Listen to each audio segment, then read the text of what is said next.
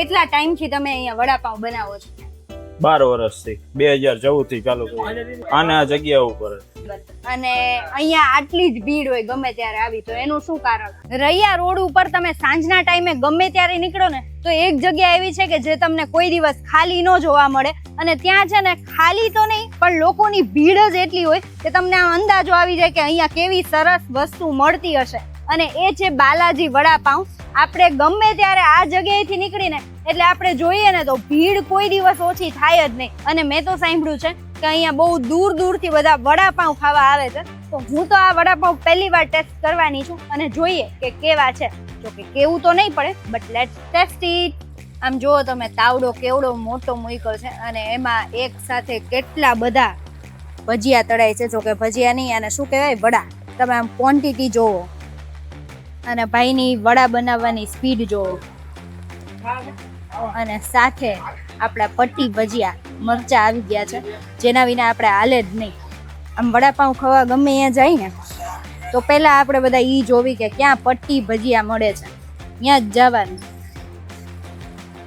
હવે આપણા પટ્ટી ભજીયા અને વડા બે તૈયાર થઈ ગયા છે. તમે જુઓ, ગરમા ગરમ. કેટલા ટાઈમથી તમે અહીંયા વડાપાઉં બનાવો છો?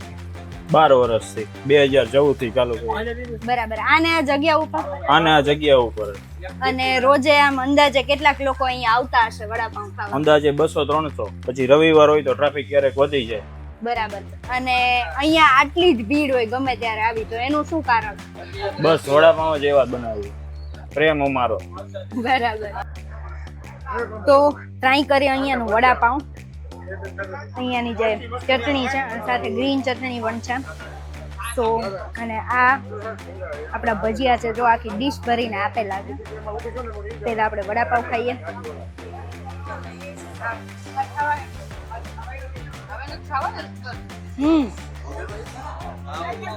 એકદમ ગરમા ગરમ વડાપાઉં છે, સાથે ગરમા ગરમ મરચાના ભજીયા. અહીંયા છે ને મારા જેવા ઘણા તો ખાલી મરચાના ભજીયા ખાવાય આવતા હશે, કારણ કે બહુ ભાવે. એવાય હશે ઘણાય એક વડાપાઉંની આરે 150 ગ્રામ તો આ ભજીયા ખાઈ જતા હશે. ટાઈમ કહી દો. 3:30 થી 9. એડ્રેસ શું છે તમારું? રૈયા રોડ, બાપા સીબારામ ચોક, બાલાજી વડાપાઉં.